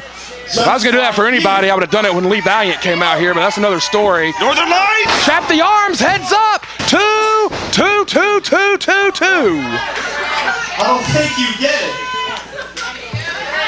Don't, Chris. Chris Lee is literally being just taunted relentlessly by Richards. And now I figured out mine.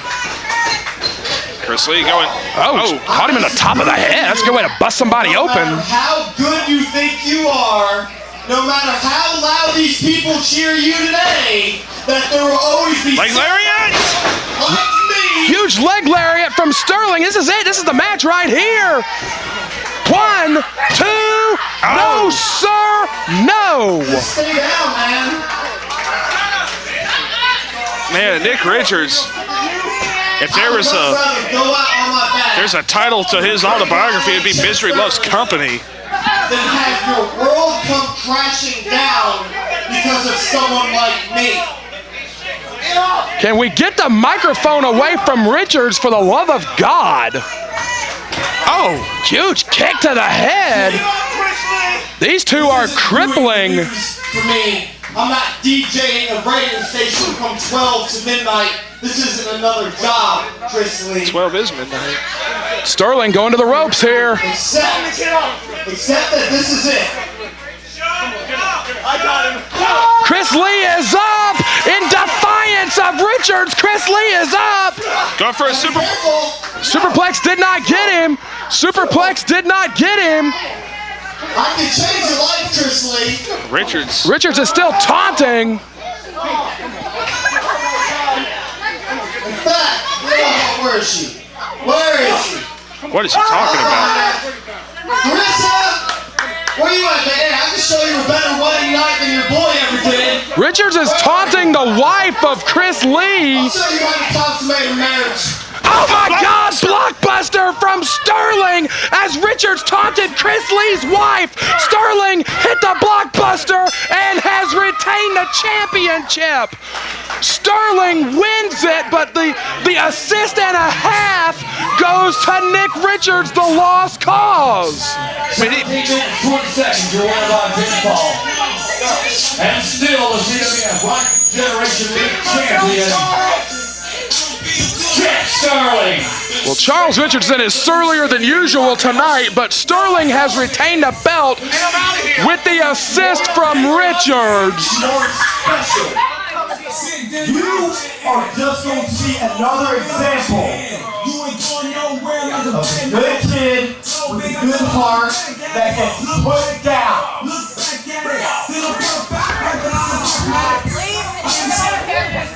You're right. We cannot censor you. We cannot censor you because you won that match. But I can talk over you. So that's what I'm going to choose to do. And I do have it in my power to make this happen. So when we're back here on March the 29th, I'm going to go ahead and add something to that card. I'm going to add you and Miller against Aaron Biggs and Chris Lee.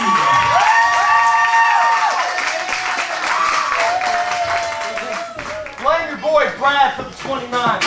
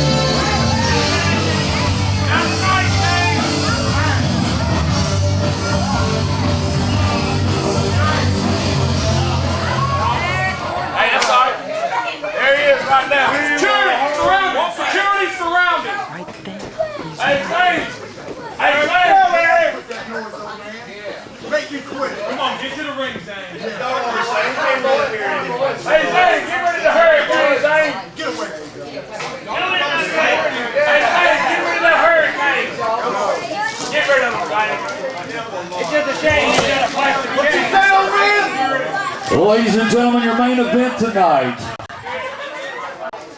is scheduled for one fall, the 30-minute time limit for the PWI International Heavyweight Championship. Nothing else helps with me. Shut up.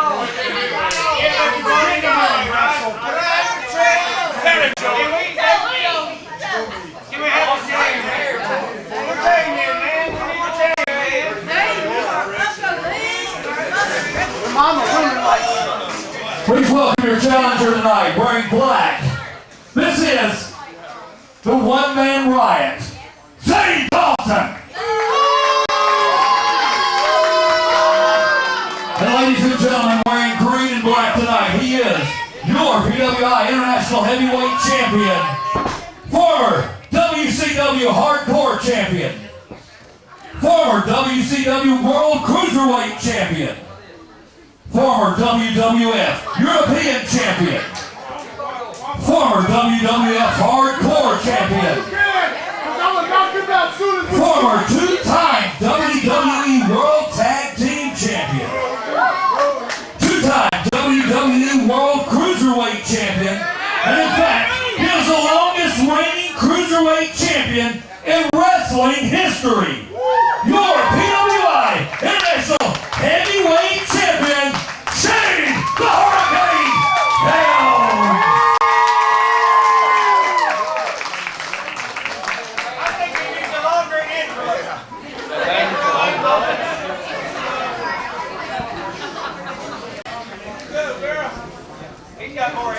It is a big fight feel, Cecil Scott.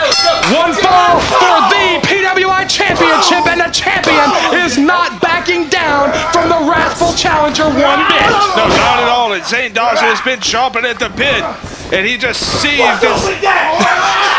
He was seething in that corner as we ran down the accomplishments of Shane Helms. PWI so proud to have Helms representing us as the champion.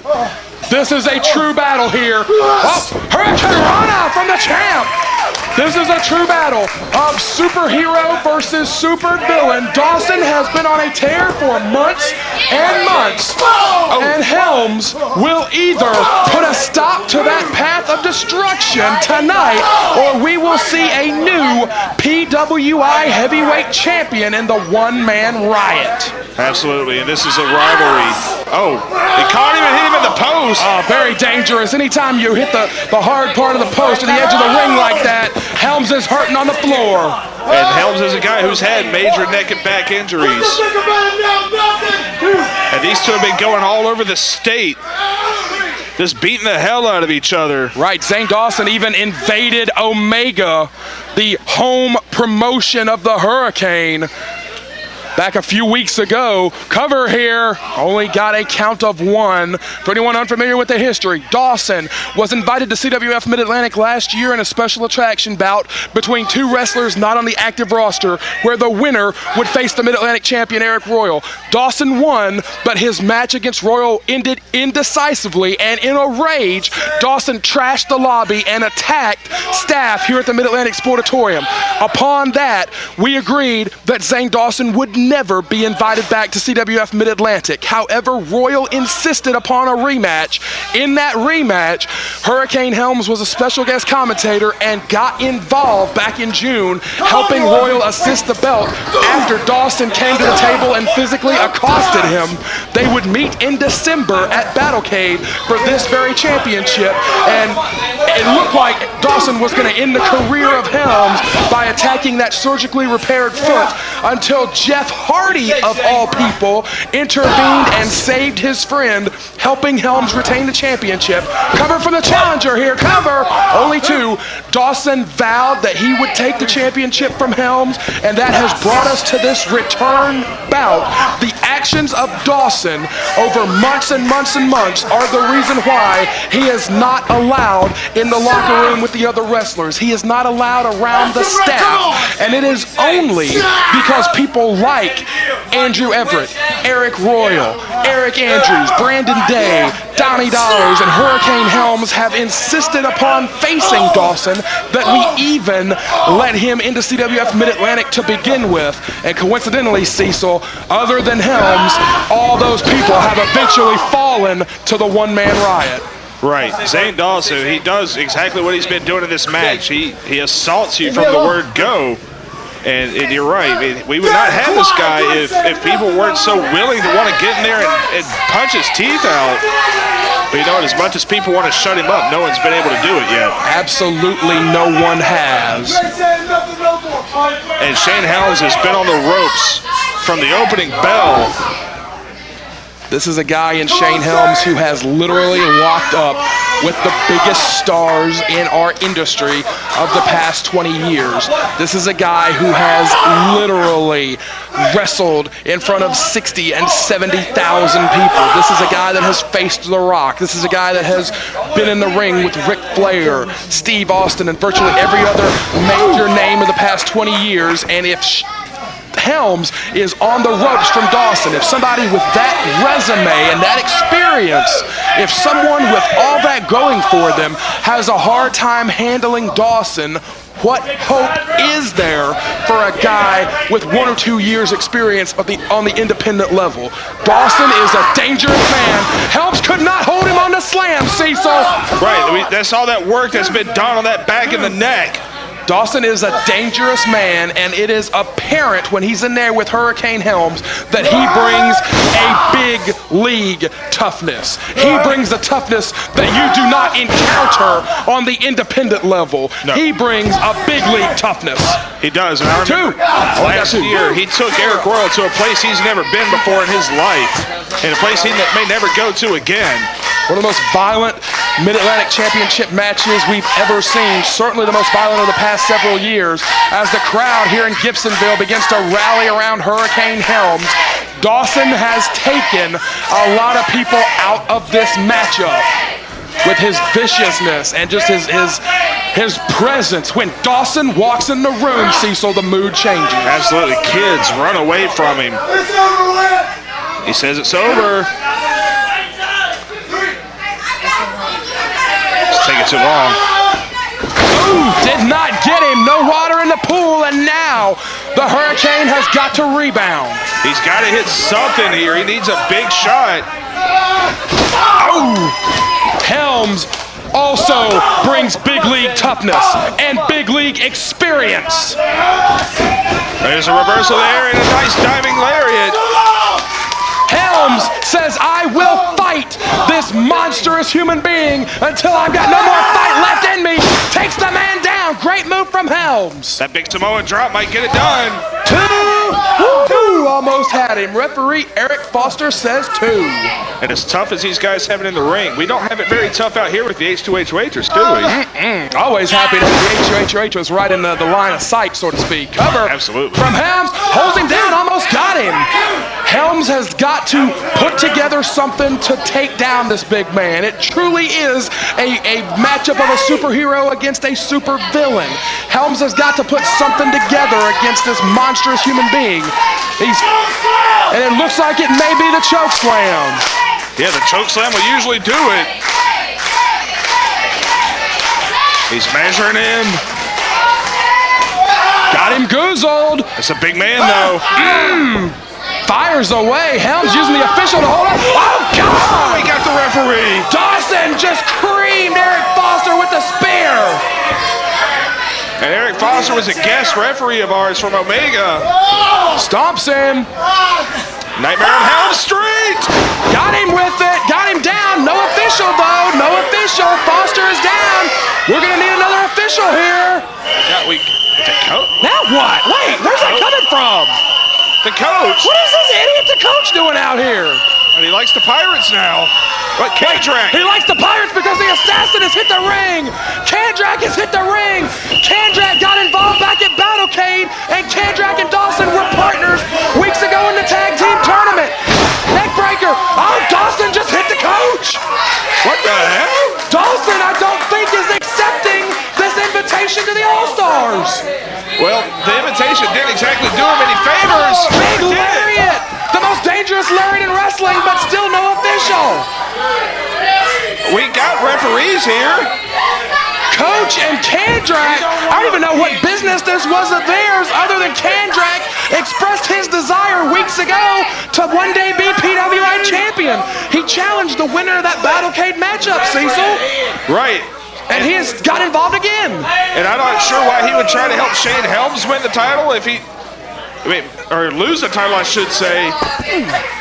Well, Dawson and Kandrack were the coach's surprise team in the tag team tournament. Where's Dawson going? I hear something moving. What? What in the world? Dawson. Oh no, it's a table. Dawson's got a table. Referee is down and Dawson has got a table. That's one of our merch tables with no merch.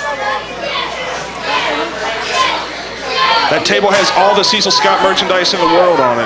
Referee is down. Things have gotten crucially dangerous here.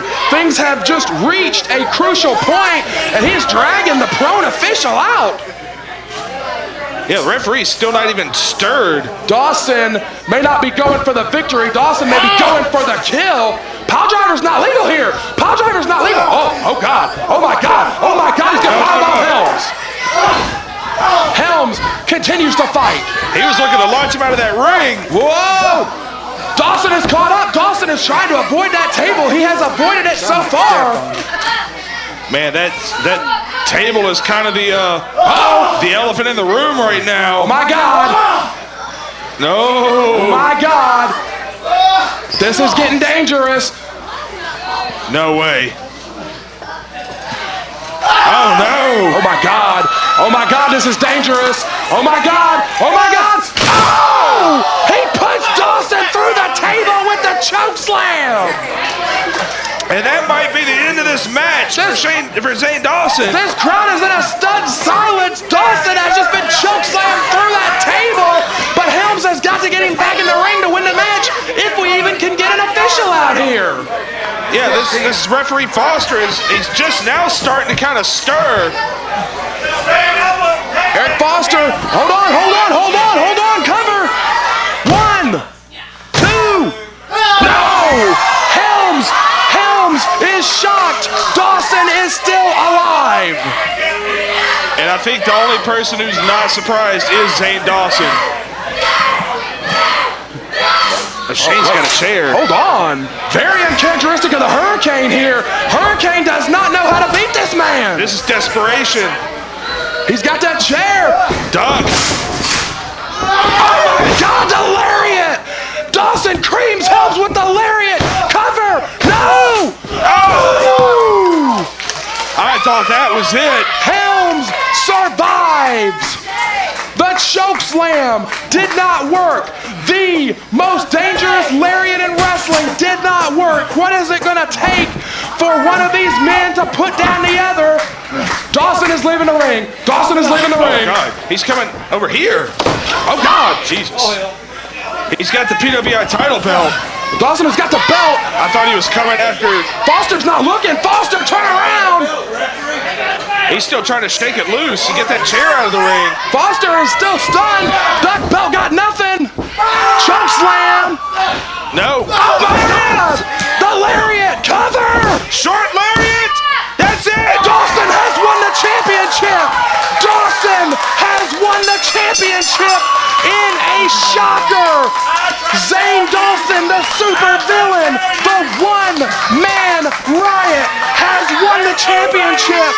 Cecil Scott, that uncontrollable animal, is now champion of the entire PWI organization. 11 minutes, 41 seconds. Your winner by pinfall, and the new PWI International Heavyweight Champion, Zane Dawson. This building is stunned, Seabear. And this means he could go anywhere in the world with that title belt and just wreak whatever havoc he wants. H2H Waitress is heartbroken. Shane Helms' body might be broken.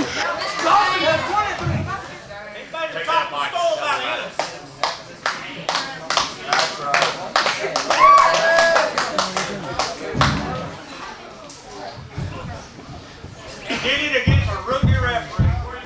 I got one thing.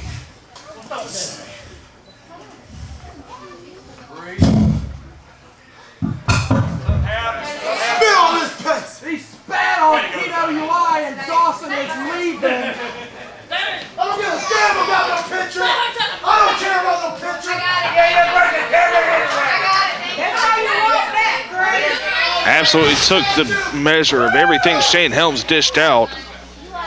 And that right there is the new centerpiece of the PWI organization walking out of this building. Thank you for joining us. We will see you at Madness in any direction.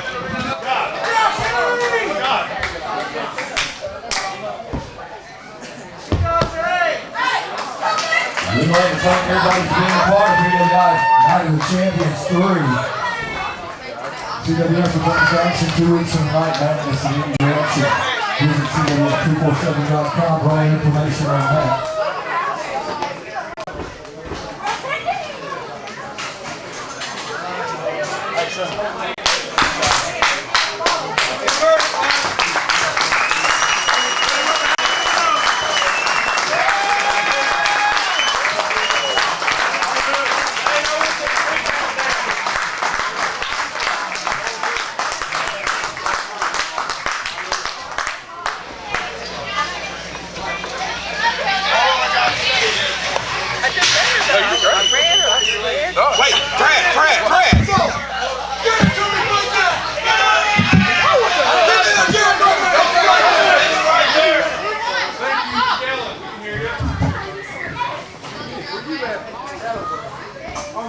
As of right now, this is my ring. This is my company. I am the champion over the entire PWI. No one has done what I've done since I've stepped foot in this place. Brad, as much as you wanted to keep me out, from now on, you have the one-man riot to deal with.